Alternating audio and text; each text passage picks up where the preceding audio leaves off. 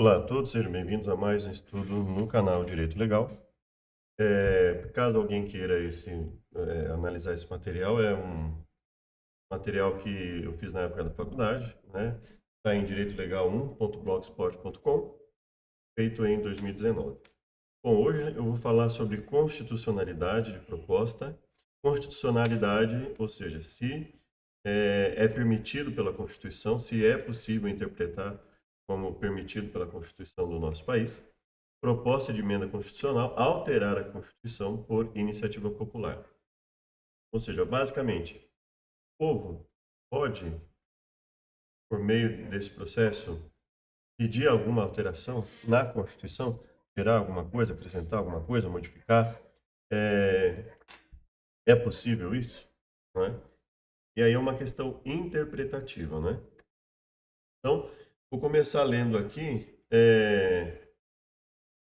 Eu peguei no site do Planalto, mas se você quiser também, você pode ver no Vademécum, pode ver no livro constitucional, é, um, um livro com a Constituição do país, etc. Você vai ver esse artigo, comentário sobre ele. Ele diz o seguinte, que a República Federativa do Brasil é um Estado democrático de direito e que todo o poder emana do povo, todo o poder emana do povo. E esse povo, que tem todo o poder, que emana dele, exerce esse poder por meio de representantes eleitos ou diretamente. E aí é uma questão de você se perguntar: o povo realmente consegue exercer esse poder por meio dos representantes? E pior ainda, ele consegue exercer esse poder diretamente? Né? Então, e aí você pense aí, se o povo consegue ou não realmente exercer esse poder, se realmente os representantes agem para o exercício do poder do povo e se diretamente o povo consegue exercer esse poder que emana dele, né? Bom, esse material foi feito com a orientação do professor pós-doutor Ivan de Oliveira Silva Durães, né? Então aqui está o resumo do trabalho, aqui é a minha formação à época, né? Já fiz algumas graduações e pós-graduações lato sensu, não em nenhuma faculdade de renome. Fiz cursos de lá para cá. Ele é pós-doutor em Direito, doutor em Direito, especialista em Direito, bacharel em Filosofia, bacharel em Teologia, tem várias formações, né? E aqui está o sumário para quem quiser olhar passo a passo. Eu vou pegar algumas partes que eu marquei aqui, né? Então, iniciativa popular. Segundo Canotilho, Mendes, Sarlet, Treck e Leonce, conceituam iniciativa popular conforme estabelecido na Constituição da República como instrumento de exercício da soberania popular. Você consegue enxergar algum instrumento que revele uma soberania popular? Complementando que a mesma independe de regulamentação legislativa e pode ser ampliada por lei, não sendo admitida em matéria reservada exclusivamente à iniciativa de outros titulares. Que já é um problema, né? Qualquer coisa que seja exclusivamente iniciativa de outros titulares e não inclua o povo, ela já é questionável se essa eh, limitação realmente ela pode ser classificada como democrática, né? Ampliando o esclarecimento, Ramos conceitua o Instituto de Democracia Direta, que consiste no poder de apresentação direta dos projetos de lei pelos eleitores, que basicamente é isso, é o eleitor, é um conjunto de pessoas, né, mais ou menos ali pelo artigo 61 da Constituição, é um percentual pequeno, né, ali na faixa de 1%, distribuído em 5 estados, né, mais ou menos 0,3% por estado, é, a- e no total 1% da população, né, povo, no caso, que a gente vai considerar, é, pedir, veja, é pedir, apresentar um projeto de lei, que no caso seria uma proposta de emenda constitucional, né? Então, alterar alguma coisa na Constituição. É só isso. É uma questão simples que deveria ser simples, né? Que deveria haver não deveria ser sequer necessário pensar sobre isso, né? Mas qual é a grande dificuldade que nós temos? É que na própria Constituição, ela diz o seguinte, o parágrafo único do artigo 1º, todo poder emana do povo. Então, né, olha só que bom. O exerce por meio de representantes ou diretamente. Então, teoricamente, os representantes deveriam ser o exercício do poder que emana do povo, né? E realmente esse povo deveria conseguir exercer diretamente esse poder. Só que logo nesse parágrafo único já existe uma limitação nos termos desta Constituição. Então, assim, o povo tem todo o poder, porém não muito, né? Visto que ele tem que fazer isso nos termos da Constituição, que ele sequer pode propor mudança. E aí nós vamos ver o seguinte. Outro conceito abrangente é o de Abrão, né, 2018. Forma de participação popular na qual os cidadãos indicam a solução legislativa para determinada questão que ocorre no seio social, que obrigam o legislativo a manifestar-se sobre determinado assunto. Tem gente que, inclusive, acha que o legislativo não é obrigado a se manifestar diante de, de uma participação popular nesse sentido. Então, assim, veja que a ideia de democracia como o povo exercendo o seu poder, ela é bastante limitada, inclusive por pessoas que influenciam o mundo do direito, né? Doutrinadores, né? Além de outras pessoas que trabalham do legislativo, do judiciário, etc., né? Aqui está o histórico da iniciativa popular, que eu não vou ler, mas caso você queira, né? Então, e vai até a Constituição de 88. Iniciativa popular no direito comparado. E aí a proposta de emenda constitucional, que seria, né? E aí, o Gonçalves classifica as emendas como espécies normativas primárias, que são produzidas mediante procedimento e quórum especial, e que, uma vez aprovadas, agregam ao texto constitucional, ou seja, é um procedimento específico que existe para que se altere a Constituição, e uma vez seguido e aceita essa proposta de alteração, acrescentar algo, tirar algo, né? Alterar alguma coisa. Então, isso passa a fazer parte da própria Constituição. Iniciativa, né? 3 fases. Apresentação de uma PEC pelos legitimados, que estão no artigo 60, e que não incluem povo, na casa que será iniciadora. Aí depois a mesa vai encaminhar a Comissão de Constituição e Justiça, depois a aprovação por Câmara e Senado. Então, existe todo um procedimento, todo um conjunto de passos, né, que precisam ser seguidos. Mas o povo não está no artigo 60. Eu vou até ler para você aqui. O artigo 60.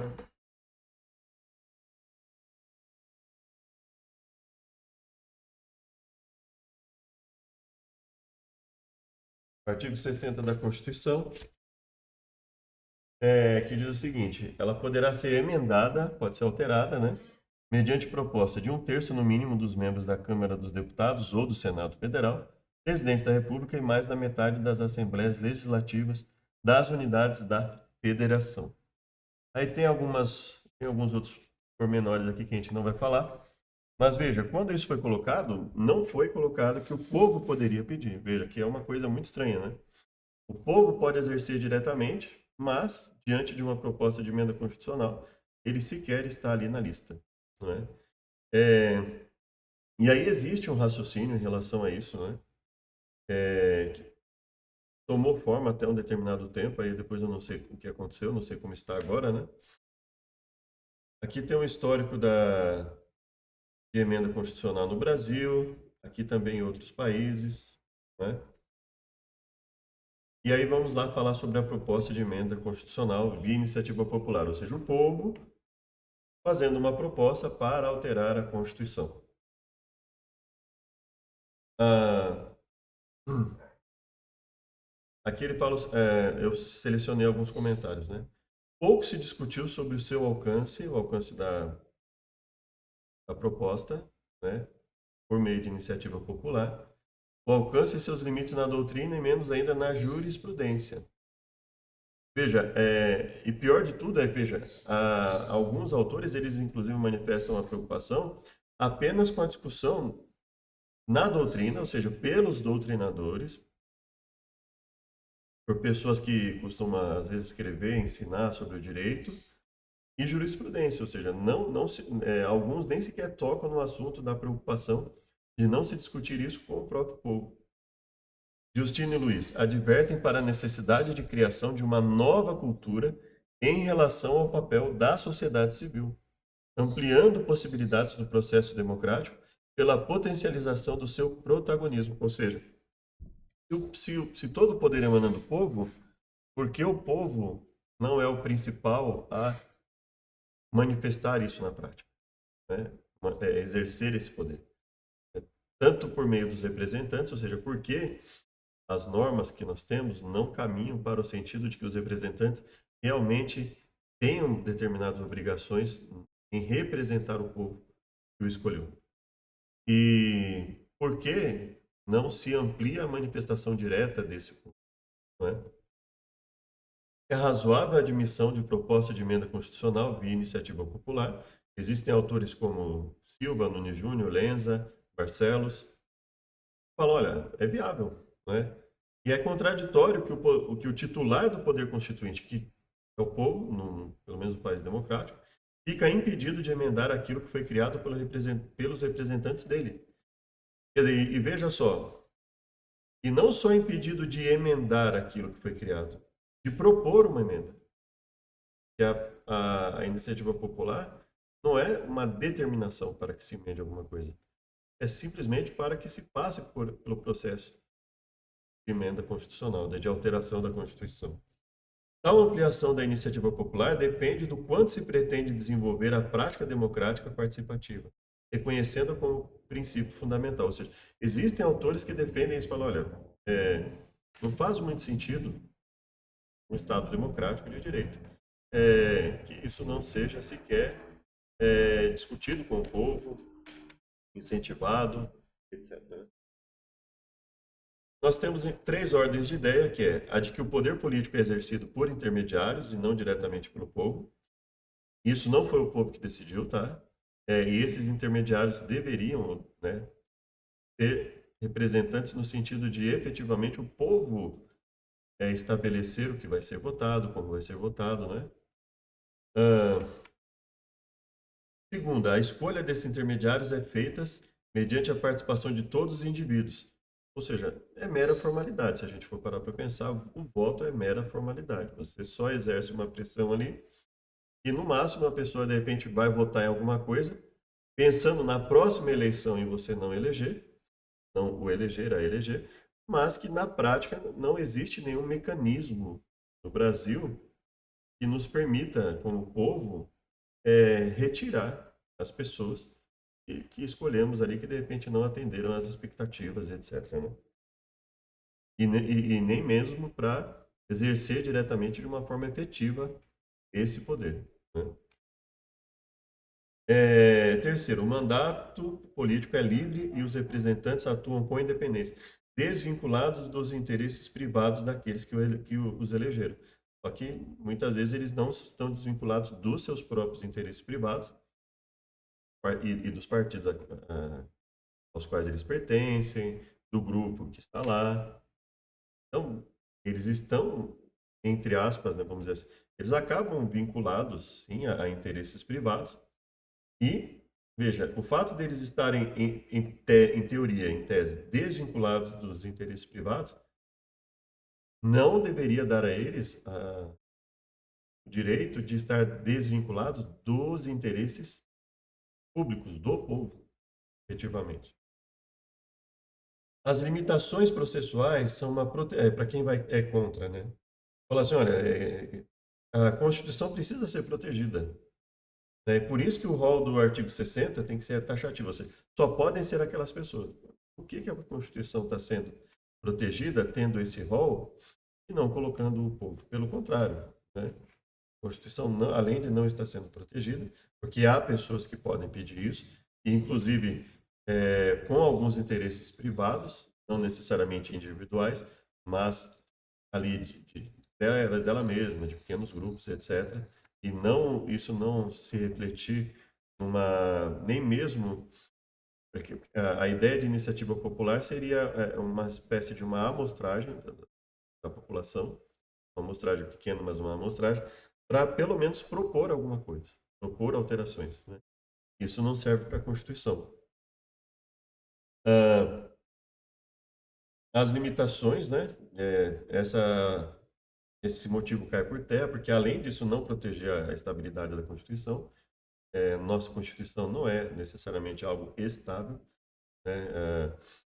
No sentido, nós temos, ela é de 88, ela já teve uma série de alterações, né? A impossibilidade de alterar os titulares da reforma para que as pessoas, para que não haja alteração a bel prazer, também é meio questionável, no mínimo, né? Taxatividade para garantir uma Constituição mais durável em busca de estabilidade jurídica. A Constituição é relativamente durável, algumas coisas nelas são duráveis, mas outras, elas especificamente, às vezes são interpretadas até aparentemente a bel prazer, né? E estabilidade jurídica, nós também não temos estabilidade jurídica, né? Isso não tem trazido estabilidade jurídica necessariamente. E o texto estável se torna mais conhecido pela população e dificulta suas modificações por mero capricho. Também não é o caso, né? E ele ainda fala capricho através de maiorias ocasionais. Bom, mas se a gente for parar para pensar, a própria noção Câmara, deputados, Senado Federal, de Congresso, de Assembleia, deputados estaduais, Câmara de Vereadores, são maiorias ocasionais. Ocasionais por quê? Porque elas podem ser alteradas de 4 em 4 ou de 8 em 8 anos e nós não termos as mesmas pessoas ali. Então, e são maiorias ocasionais e são maiorias, em teoria, representativas, mas que acabam muitas vezes não representando, né, o povo. Em relação a quem fala a favor, é, os estados já deram seu recado, são favoráveis ao povo alterar as constituições. Como é que nós sabemos disso? Até o momento desse estudo, nós tínhamos 18 estados que permitiam expressamente a proposta de emenda constitucional, ou seja, que a iniciativa popular possibilitasse alterar o que está na Constituição, né? Em 2019, o próprio STF considerou constitucional a emenda via iniciativa popular para as constituições estaduais, ou seja, nessa época, caminhando para a ideia de que realmente o povo precisava de mais protagonismo, o povo precisava ter uma atuação mais efetiva, né? Pelo menos nas propostas de alteração da Constituição. Então, valendo isso para os estados, não faria muito sentido não valer para a Constituição Federal, né? No voto, o que foi considerado? A concordância prática. Por causa do artigo 1º, que nós já lemos, né, principalmente no parágrafo único, que todo o poder emana do povo, preferindo a precedência da substância sobre a forma, ou seja, seria substancial o direito do titular do poder constituinte à proposta de mudança. É óbvio, né? Se o povo, se do povo emana todo o poder, se dele vem os representantes, ele pode exercer diretamente, né? Então, por que ele não poderia, pelo menos, fazer uma proposta de alteração na nossa Constituição? Se o texto admite no artigo 5º, parágrafo 2º, não excluir direitos relacionados ao regime e aos princípios, o princípio democrático deve nortear a interpretação do texto. E é de regra a maior amplitude de direitos à população, ou seja, e não seriam só direitos, seriam deveres, né? Porque, veja, o direito de propor emendas, isso gera deveres também para aqueles que vão propor emendas, né? E ao ampliar para o povo exercer esse poder, efetivamente a lógica seria alterada, porque veja, se você não precisa do povo, o povo é mero, se a votação é mera formalidade, então você não precisa efetivamente dessas pessoas para fazer alterações, então as pessoas podem fazer a seu bel prazer. O povo não tem poder efetivamente para controlar isso. Se o povo, a partir do momento que o povo tem poder para fazer isso, então, obviamente, vai existir uma preocupação maior ao fazer leis, ao interpretar leis, ao executar determinadas leis. Que o povo vai ter maior poder, não só de fiscalização, mas de alteração, mais liberdade para tirar pessoas que não atendam às expectativas e etc, né? E aí vem a pergunta: é constitucional? É de acordo com a Constituição? Né? A complexidade dos interesses da população tornou cada vez mais difícil articular um governo e priorizar problemas locais através dos partidos. Então, assim, nosso país é muito grande, é cada vez mais difícil atender as particularidades das populações locais, mas, e diante dessa dificuldade, a gente vê que nós precisamos de um outro sistema em que o povo realmente atue, que faça com que as pessoas percebendo que elas têm poder, que é um poder conjunto, né, a ser exercido, elas tenham mais ânimo, inclusive, para alterar as coisas no país, né? Diversas opiniões coexistentes sendo discutidas em prol da coletividade, ou seja, isso seria a valorização da democracia, né? As pessoas terem o direito de divergir, de discordar. Infelizmente, nós temos ministérios da verdade, vamos dizer assim, nos poderes. Nós temos os ministérios da verdade em órgãos, instituições, instituições ditas científicas. Então, o nosso pensamento ele é determinado muitas vezes por minorias. Então, se uma determinada minoria diz que algo é científico, então as pessoas não podem questionar determinadas coisas em relação àquilo, né? Então, se um trabalho, por mais especulativo que seja, por mais que ele manipule, não no sentido ruim da palavra, mas manipule no sentido de que apresente como evidências coisas que não deveriam ser consideradas como evidências, pressupostos, especulações. Se houve a formalidade ali de um trabalho, então a pessoa, entre aspas, teoricamente seguiu o metodologia científica, né? Seguiu determinados métodos. Teve os, foi autorizado foi validado por pares, uma instituição científica foi lá e publicou aquilo. Então, veja, tudo formalidade. Não existe efetivamente, muitas vezes, quando as pessoas vão tratar desse assunto, uma ênfase no conteúdo, a qualidade do conteúdo em si, mas mera formalidade no campo científico. No campo jurídico, é, em alguns momentos existem mudanças, né? O judiciário, em alguns momentos, ele tem dado essa prioridade da essência sobre a forma, né? Então, por exemplo, vamos pensar num caso hipotético. Uma pessoa está presa e todos os elementos do processo fazem com que ela precise continuar presa. Mas, por algum motivo, não houve uma decisão do juiz, da juíza ali, né, naquele processo. E aí, como é que funciona? Não foi cumprida a formalidade da decisão judicial. E aí, como é que fica? Mas todos os fatos ali mostram que a pessoa precisa continuar presa. Se eu focar na forma, excessivamente na forma, então a pessoa deveria ser liberta porque não houve uma decisão. Agora, se eu focar na essência, os fatos são mais importantes, então os fatos mostram que a pessoa deve continuar presa.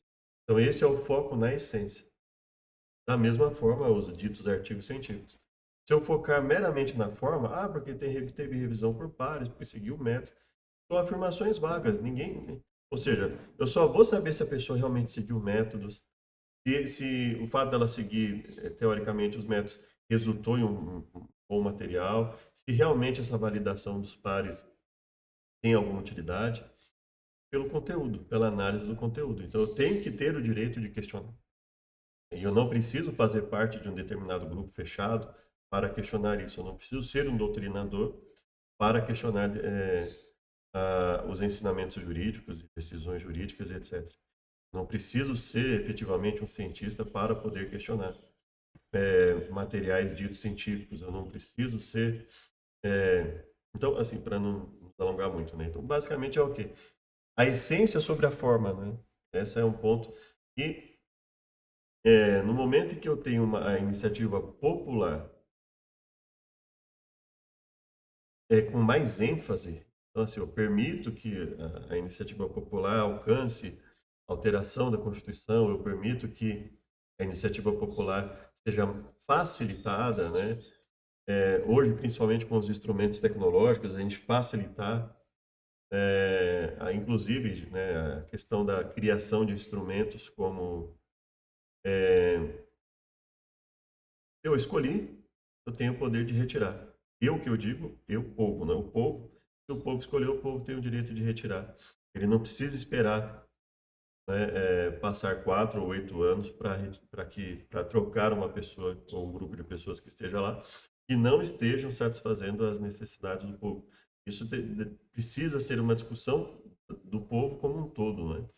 Coisa aberta, uma coisa verificável, né? Verificar realmente se os princípios democráticos, se os procedimentos necessários estão sendo seguidos para uma garantia de que isso reflita a vontade do povo. Realmente existe uma série de coisas que precisam ser levadas em conta aí. Mas se a gente pensa no Estado democrático de direito, então realmente a participação popular, mesmo em muitas vezes em países ditos democráticos, a gente vê que ela é bastante frágil, né? Ela muitas vezes o povo basicamente ele vive para pagar imposto e vive para ser comandado. Então, teoricamente nós vivemos num estado democrático de direito em que basicamente a nossa vida é pagar imposto e ter que se sujeitar às determinações de minorias, sejam elas minorias científicas, sejam elas minorias legislativas, etc., né? E não refletem muitas vezes os anseios e as necessidades do povo, né? Então, existem pessoas que estão lá e que acabam beneficiando o povo, mas infelizmente o povo não tem esse poder. Precisa de pessoas que estejam lá com boa vontade, seja no judiciário, no executivo, no legislativo. Nós precisamos de pessoas que estejam lá com boa vontade. Se não houver pessoas lá com boa vontade, né, então pessoas que de repente falam uma coisa no momento que se candidata e quando é eleito faz outra e por aí afora, né? Então isso é bastante problemático. Isso reflete uma dificuldade do sistema democrático como ele é estabelecido, né? O quase esvaziamento, a barganha de votos, o quase esvaziamento dos procedimentos de legitimidade popular, ou seja, realmente as pessoas não o povo não é incentivado a ser efetivamente protagonista, ali a ter a sua importância, devida importância no processo democrático, né? Então, veja, não é uma questão de assim, mas eu não concordo com a democracia, não. Todos nós temos esse direito de concordar ou discordar de algo, mas no momento em que é estabelecida a democracia, o que é democracia efetivamente? É isso que nós temos que pensar, né? A partir do momento que nós não vivemos numa teocracia, nós não vivemos num conjunto de normas que é baseado em alguma coisa estabelecida e que tende a não mudar. Nós precisamos ter uma garantia. Então, veja, o que é mais garantido? Se a gente for parar para pensar, ter uma minoria determinando sempre o que a gente vai fazer, ou povos precisando ser conscientizados, o que vai tender ao absolutismo, o que vai tender ao autoritarismo.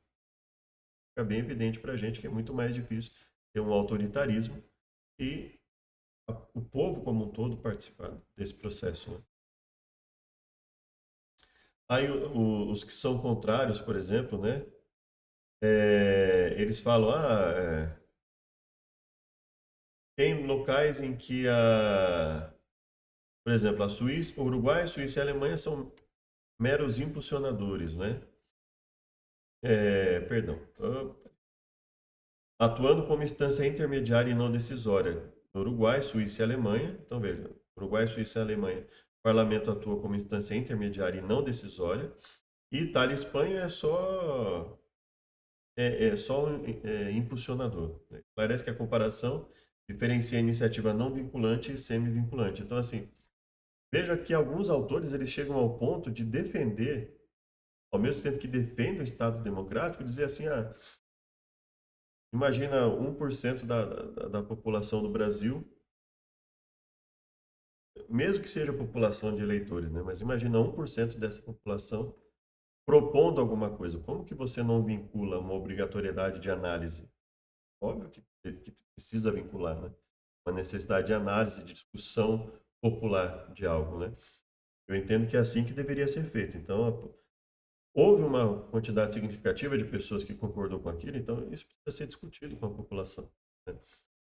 Boa parte das mudanças legais e principalmente constitucionais deveriam, sim, ser discutidas e determinadas pelo povo, né? O povo dá a última palavra. E não só a última palavra, mas muitas vezes, quando o povo dá a iniciativa, ele dá a iniciativa, ele inicia algo, e depois de votado, ele dá a última palavra sobre a concordância ou discordância da decisão que foi tomada, né? Ali no legislativo, por exemplo, e até nos outros poderes, né? A Constituição de 88 foi taxativa a estabelecer por quem e como poderia ser iniciada uma proposta, certa perenidade constitucional ajudando a segurança jurídica e deixar de limitar interpretações demasiadamente abrangentes abre caminho para a usurpação de poder constituinte. Veja que é justamente, isso aqui nós já discutimos, né? Mas veja, usurpação do poder constituinte, ora, mas se o poder é do povo, onde está havendo usurpação? Na realidade, o raciocínio é o contrário, né? Se é estabelecido que o poder emana do povo e o povo não pode exercer esse poder por uma simples iniciativa popular, então está havendo uma usurpação no sentido de tomar do povo esse poder e não o contrário, né? Nós temos aí, por exemplo, a mutação constitucional, mostrando que esse fenômeno, se a Constituição ela deve se adaptar às mudanças sociais, por exemplo, então isso faz sentido, né? Se a Constituição ela deve representar a vontade do povo, faz sentido, né? O soberano que inicia o poder, ele também tem que propor alternativas, não é? Se eu sou se eu tenho, se o povo tem o poder de iniciar algo, por que eu não tenho o poder de fazer a manutenção daquilo, né? Novas visões de democracia participativa, e veja, democracia meramente representativa. Na realidade, se a gente for parar para pensar, nem isso a gente tem, né? Nós não temos efetivamente uma democracia representativa, porque as pessoas que entram lá, na prática, eles não têm o compromisso de ser representantes.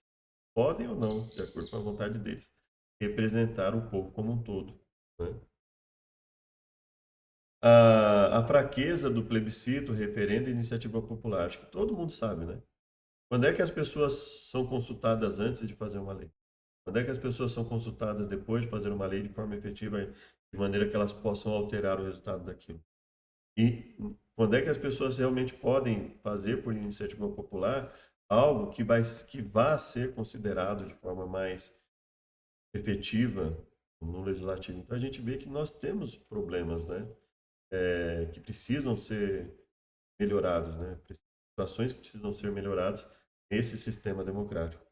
E não só no Brasil, né? Eu creio que no mundo inteiro, em alguns lugares, eu creio que nos Estados Unidos, por exemplo, há ferramentas bem melhores que aqui, né, no Brasil, mas ali, ainda assim, ali nós temos algumas dificuldades, né?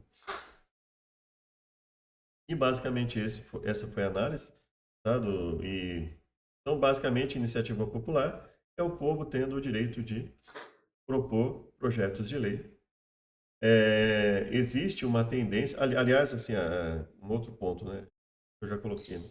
18 estados no nosso país já haviam se manifestado a favor de alterações nas constituições estaduais, ou seja, então não faria sentido eles serem contra a alteração da Constituição Federal. Agora, o que muitas vezes não faz sentido é que nós vemos até em pessoas que falam sobre o direito e dizem assim, não, eu sou a favor do povo, da mutação constitucional, que tem que haver ali uma adaptação às alterações sociais, às necessidades sociais, etc. E, ao mesmo tempo, é contra a iniciativa popular para alterar a Constituição. Para alterar, não, para pedir, propor algo que vai ser discutido ali antes de ser efetivamente haver alteração. Então, são pontos importantes que nós precisamos ter em mente, né? Eu acredito que é, o que nós temos é, assim, quem decide o que vai ser colocado para referendo, para plebiscito, referendo, quem decide? É o povo que decide? É o povo que estabelece quando ele vai determinar se algo é válido ou não? Iniciativa popular, veja que assim, a iniciativa popular é uma ferramenta muito frágil, né? E ainda assim é mais enfraquecida ainda. Então, essa discussão basicamente, se a gente for parar para pensar, nós vivemos dominados por minorias que beneficiam minorias, né? Então, é um grupo minoritário que tem muita autoridade para definir o que é ciência, muita autoridade para definir o que é legal e o que não é legal, muita autoridade para definir o que é e o que não é constitucional. Quando eu digo muita autoridade, é o quê? Porque o principal freio dos poderes deveria ser o povo. Então, a ideia de freios e contrapesos entre os poderes, ela é bastante frágil, né? Porque são minorias que estão ali. São minorias que estão, entre aspas, se contrabalanceando. Quem deve ser o principal freio e contrapeso no Estado democrático? É o próprio povo, né? Essa é a ideia que, pelo menos, eu entendo que deveria prevalecer, né? Então, e qual é o grande problema disso? É que nós nos acostumamos a priorizar a forma. Então, uma instituição falou que algo, uma instituição muito valorizada, a área de saúde falou que tal coisa está certa, tal alimento pode ser consumido.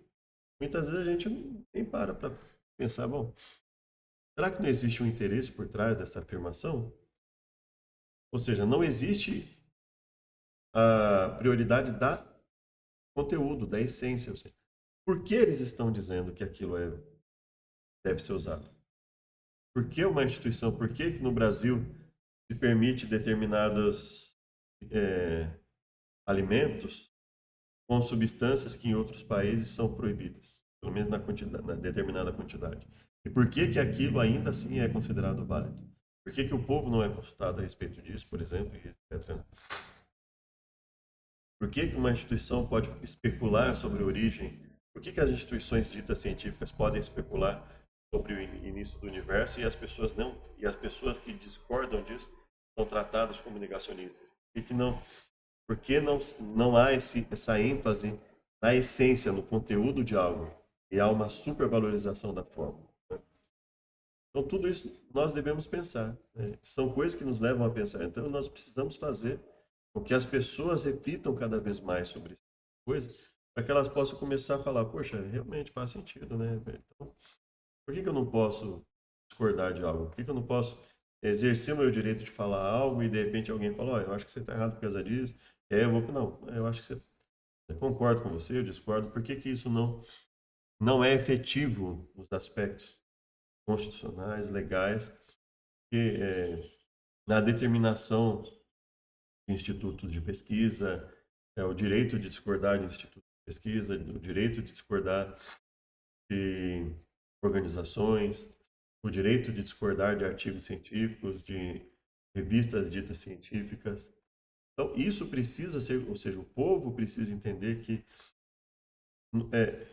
numa democracia não é porque está escrito na Constituição que o poder emana do povo que isso acontece. Pelo contrário, a própria noção de democracia é a noção de que o poder emana do povo. E a Constituição ela está meramente reproduzindo isso, colocando isso por escrito. Então, no momento em que nós, como povo, tivermos essa consciência, nós vamos começar a nos preocupar mais. Aprender lei, aprender política, aprender sobre ciência, né? E trabalhar mais em conjunto. E aí, quem sabe, em algum momento a gente consiga melhorar a situação, né? Porque a partir do momento que quem está no poder precisa do povo, precisa da conscientização do povo, porque do contrário o país quebra, eles não podem fazer nada sem que o povo dê o devido aval, então existe pelo menos uma chance de melhora, né? Até o próximo estudo e Deus nos abençoe.